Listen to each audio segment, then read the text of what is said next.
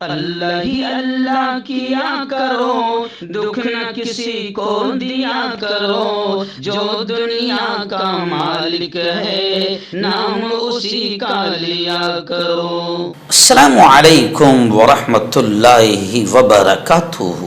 ناظرین استقبال ہے، سواگت ہے آپ کا viral news live studio Jalgaon Maharashtra India میں۔ میں آپ کا میزبان مفتی محمد ہارون ندوی۔ آئیے انٹرنیشنل ٹاپ 5 نیوز، دنیا کی 5 بڑی خاص اہم خبروں پر نظر ڈالتے ہیں۔ لیکن سب سے پہلے میں اپیل کروں گا کہ جو ساتھی نئے ہیں اور ابھی تک اس بے باک سچے چینل سے جڑے نہیں ہیں، اگر آپ چاہتے ہو کہ آپ کو ملک بھارت کی اور پوری دنیا کی صحیح اور سچی خبریں دیکھنے اور سننے کو ملیں تو پھر آپ اس چینل سے جڑ جائیے۔ سبسکرائب کر لیجئے ہمارے اس چینل کو، بیل آئیکن گھنٹی کے بٹن کو بھی دبا دیجئے تاکہ ہماری ہر ویڈیو، ہر خبر آپ کو آپ کے موبائل پر مل سکے۔ اور ہاں ناظرین، ہم ہر روز ایک اپیل کرتے ہیں کہ پلیز یہ ایک پرائیویٹ چینل ہے اور چینل چلانے کے لیے پوری ایک ٹیم کام کرتی ہے، بڑا روپیہ پیسہ خرچ ہوتا ہے۔ اگر آپ چاہتے ہو کہ ایسے چینل جو ظلم اور ظالموں کے خلاف بے باک انداز میں بول رہے ہیں، اگر آپ چاہتے ہو کہ ایسے چینل مضبوط ہوں تو پلیز آپ چینل کی فائنینشیل ہیلپ، مالی تعاون، مالی مدد ضرور کیجیے۔ اسکرین پر آپ نظر ڈالیں، ہمارے چینل کا بینک اکاؤنٹ نمبر بھی دیا گیا ہے، اور اگر آپ آن لائن پیسہ بھیج کر مدد کرنا چاہتے ہیں تو گوگل پے، فون پے اور پے ٹی ایم تینوں کا ایک ہی نمبر ہے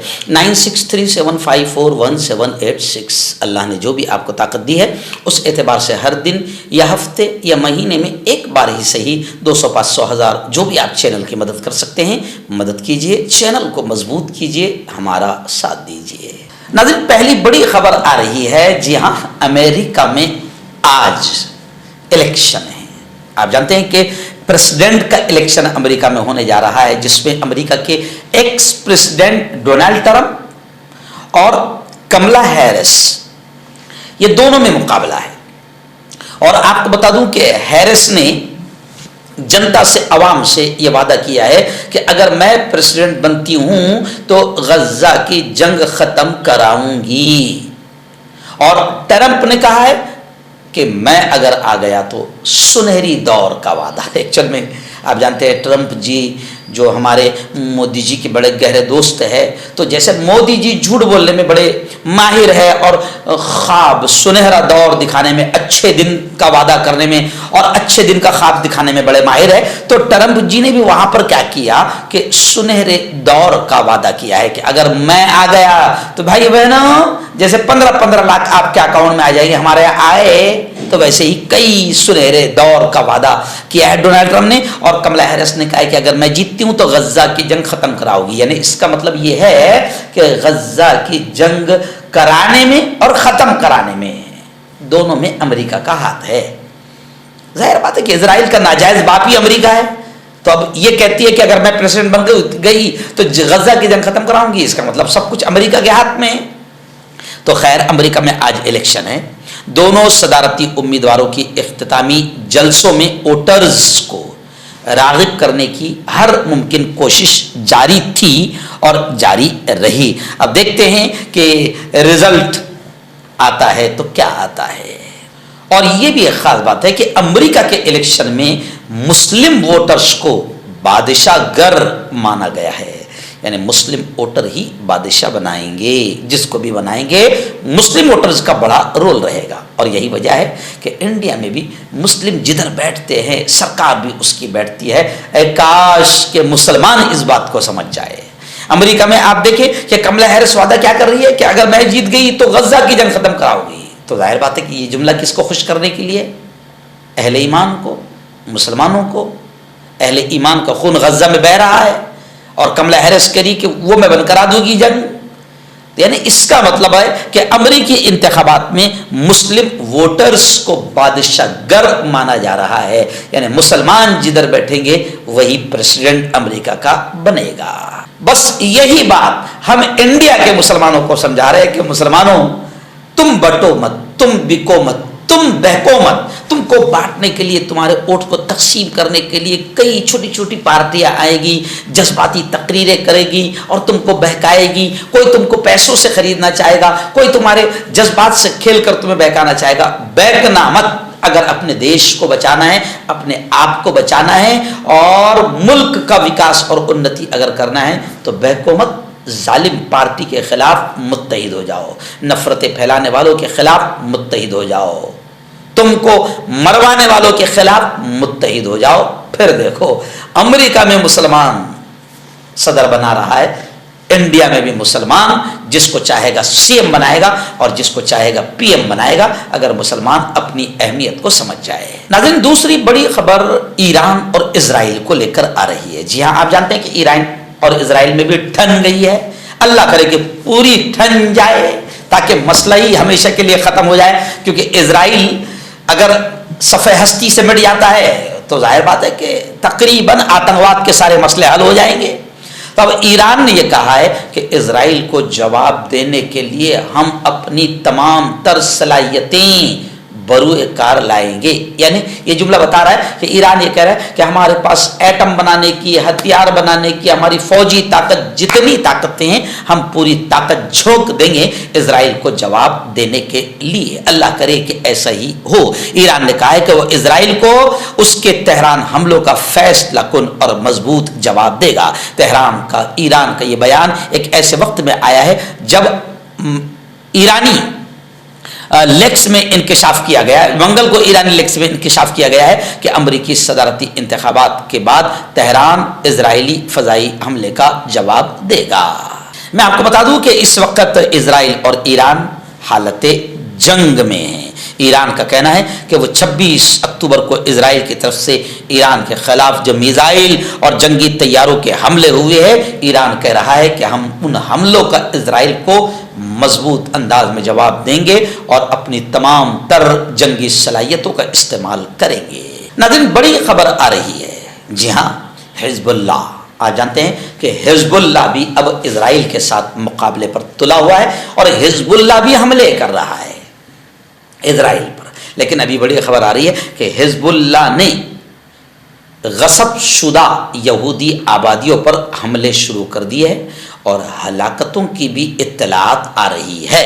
حزب اللہ نے اعلان کیا ہے کہ اس نے اسرائیل کے شمال میں 4 فوجی اڈوں اور فلسطینیوں سے غصب کردہ زمینوں پر قائم 4 آبادیوں پر حملے کیے ہیں، جس میں اسرائیلی فوجی مرے بھی ہیں اور زخمی بھی ہوئے ہیں. حزب اللہ کے ٹیلی گرام اکاؤنٹ پر جاری کردہ بیان میں اسرائیل کے شمال پر کیے گئے حملوں کی تفصیلات بھی فراہم کی گئی ہے. بیان میں کہا گیا ہے کہ اسرائیل کے شمال میں 4 فوجی اڈوں پر حملے کیے گئے، جس میں پہلی بار اسرائیلی فضائیہ کے تکنیکی عملے کی تربیت گاہ حیفا ٹیکنیکل بیس کو نشانہ بنایا گیا. حیفا شہر کے جنوب میں شمالی علاقائی کمان گاہ کے تحت اس بیس پر ڈرون سے حملے کیے گئے ہیں. ناظرین، اسرائیل کے وزیر اعظم، جنہیں میں آتنکی وزیر اعظم کہتا ہوں، نیتن یاہو، جس پر ہزاروں معصوم بچوں کے خون کا الزام نہیں،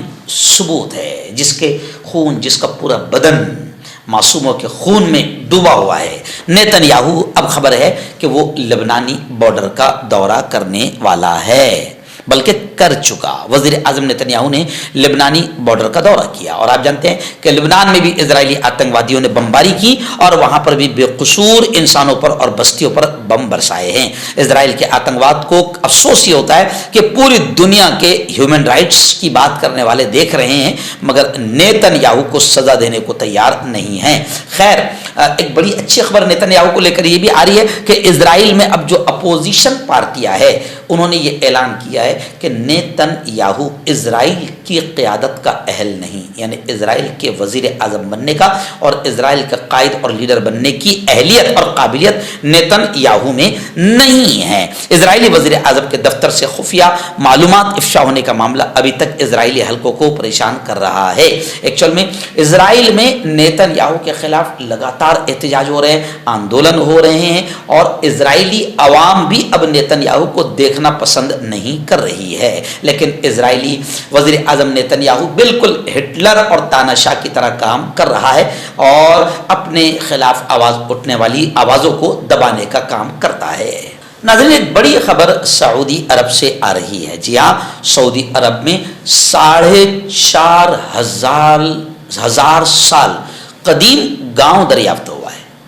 جی ہاں، سعودی عرب میں قبل از مسیح دور کا 4,500 سال قدیم گاؤں دریافت ہوا ہے، جس سے اہم معلومات حاصل ہوئی ہیں۔ سعودی خبر رساں ایجنسی SPA کے مطابق قبل از مسیح کاسی کے دور کا یہ گاؤں مملکت کے شمال مغربی علاقے میں آثار قدیمہ کی تلاش کے دوران دریافت ہوا، جس کے رہائشیوں کی تعداد 500 کے لگ بھگ بتائی جاتی ہے، یعنی وہاں پر 500 لوگ رہ رہے تھے۔ دریافت ہونے والے اس گاؤں میں قبرستان بھی تھا جو ٹاور کی شکل کا بنایا گیا تھا، اس میں مقامی آبادی اپنے مردوں کو دفناتی تھی، جبکہ بعض قبروں سے اس دور میں استعمال ہونے والے مٹی کے برتن اور دھات کے آلات جن میں کلاڑی اور خنجر وغیرہ بھی ملے ہیں، وہ بھی ملے ہیں۔